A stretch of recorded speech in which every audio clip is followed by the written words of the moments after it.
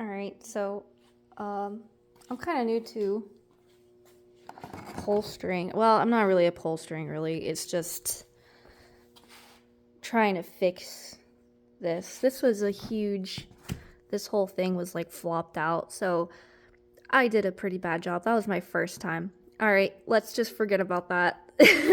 But anyway, so I figured out, though, a really good way to not use as much of vinyl because I'm using permatex here, and they only give you like a little square of vinyl like this. Like, this is not the vinyl, but like that, it's not much to work with, especially when you've got multiple things to try and fix here. I'm gonna paint over that. Maybe I'll try and tighten it again. I don't know. Anyways, so over here you can see this little hole here. What I essentially did, and I'll try and set up my camera to show it in a sec, but I took some duct tape, and instead of using like the vinyl as like a backing tape, I put the duct tape in there backwards, and then this part here I kind of had to fold back, but it works really well.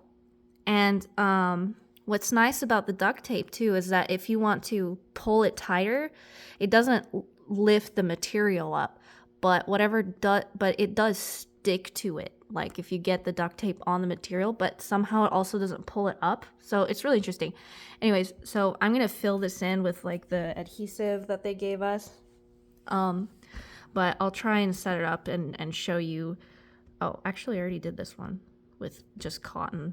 Okay, anyways, I'll try and find a different one here so I can show you. Just a sec. Okay, I found one. I'll try and show you right here. What you're gonna need is like a Q-tip. I took the little Q-tip crap off, and it's just big enough that you can poke it through. So I already put some like little bit of cotton balls in there just to give it a bit more like cushion so it's not as like scrunchy feeling.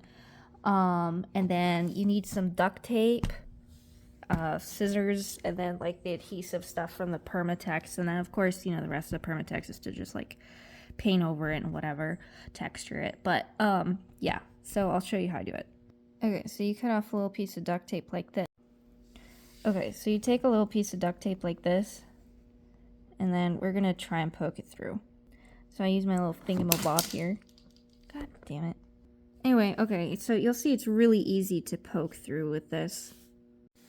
Anyways, yeah, and then after that, you just kind of like take your adhesive filler and then apply it in there, and it's a much more even backing, and you can shape it a little bit more easy. So I did it over here too. Again, there's some like cotton there.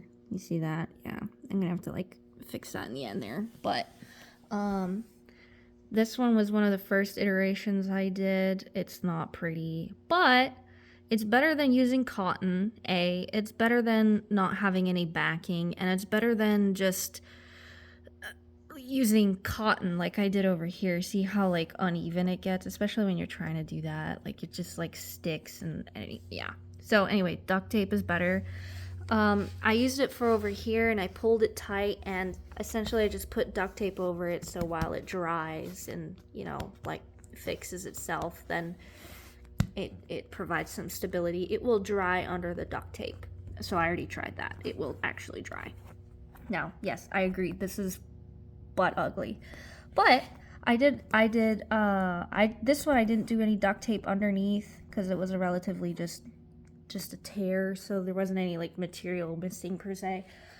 But yeah, so these smaller ones, I didn't even bother with the duct tape. I just put the cotton in the back there just for some support, and I'm just filling those in.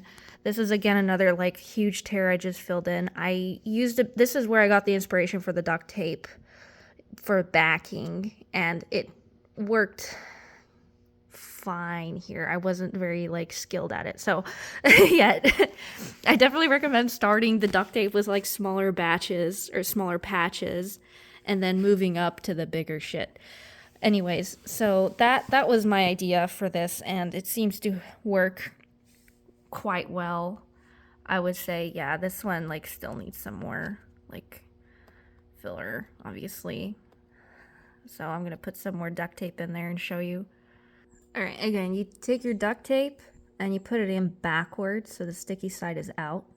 And then you use your thing here and just kind of insert it in there, and hopefully it will kind of stick to the insides here. Oh, shit.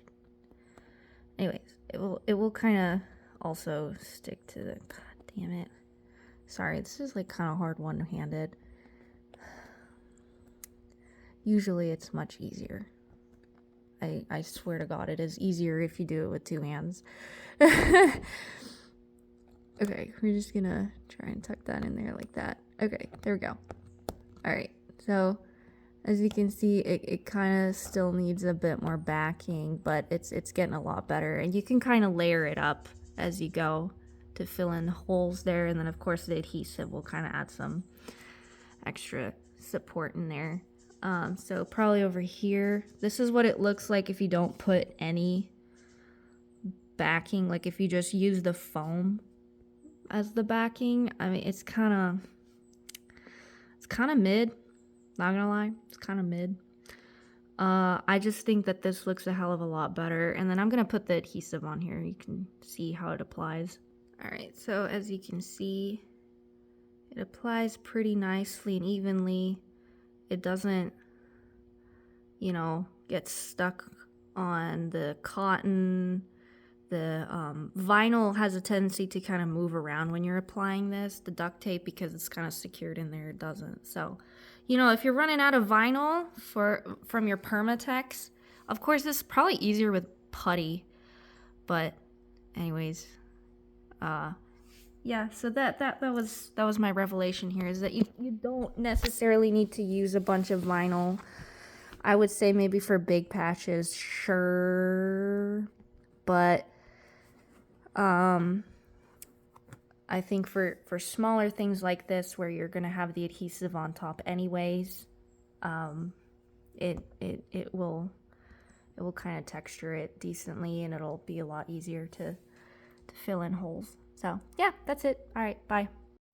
Okay, in the meantime, there is a piece of this missing here, so I just found this outside, not gonna lie. I just found this outside, so I stuck it in here. It's a little off center, but I can't get it centered, and plus this is off center too, so fill that in. But yeah, so we'll paint over it, and then yeah. God damn, this is so ugly, dog. I really hope I can somehow magically paint this so that it's not even on center. Like, whatever, dog. Anyways, so we're gonna go. All right, so I filled in the rest of these. This is like cotton. This is cotton, but this has some duct tape backing. It's kind of filling in nicely. I ran out of filler adhesive, so, but we'll take the duct tape off. I think this one's going to turn out probably the best along with this one, just because I had a little bit more like experience on these two now. This one's going to turn out awful too. I already know it, because there was like multiple tears here and I had to like MacGyver it together. Anyways, this is probably not going to turn out great either. Now it might be okay. I don't know. We'll see. We'll take it off when it dries in a few hours. In the meantime, we're going to clean this off. And then we also have this to clean. And the leather, or sorry, the vinyl rather. It's in like decent shape over here, but in like certain spot, well, maybe not this one, but in certain spots, especially this one, you can hear that. It's kind of like scrunchy, like not great feeling. So we're gonna condition that and see how that goes with this. Okay, I just wiped this bad boy off with 409. As you can see, it's kind of, I don't know, but this is what it looked like before. Like, I didn't wipe this down yet. It was kind of bad. It was like 30 years of grime on there. So I'm gonna use this, and we already tried it on this here. You can see it's more supple and just overall better looking for comparison. Here's the other headrest. I don't know if you can tell the difference, but maybe with flash. Here's the non-409 headrest. Here's the 409 headrest. It's a small difference, but we'll do multiple coats. Maybe it will do something. Anyways, so let's tackle that. This is what it looks like right after application. As you can see, it's much more shiny and just, I don't know. It also kind of cleans it apparently. So this is what the 409 was doing. Like, it was getting grime off and stuff, and I think it got the majority off of it. But this is how it turned out after the last wipe. So, you know, I think I got pretty much most of it at least. But it looks much better, as you can see. Now we're gonna go over here and do this one. As you can see, it looks kind of shitty. So we'll do this one next. All right, this is what it looks like sprayed. Yeah. All right, now we're just gonna wipe it downtown. Wipe it downtown. God, I'm so cringe. But you know what?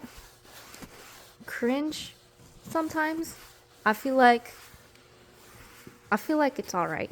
I feel like sometimes it's okay to be cringe, you know? Someone may like your cringe, someone may not like your cringe, and that's okay. That's what makes you uniquely cringe and uniquely you. Alright, this is what it looks like right after application. It's not totally dry yet. As you can see, there's a stark difference because that's where about I stopped. God damn it. That's where I stopped. And you can see over there, it's kind of So this looks a lot nicer. Let's check the feel. I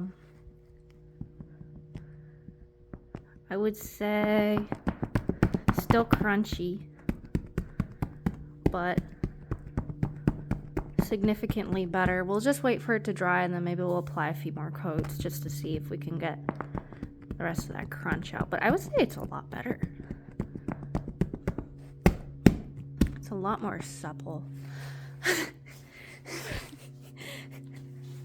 Please don't quote me on that word, please. Anyways, so this one's already dry here, I think. But I would say it looks significantly better. Much, much better. Let's check the feel.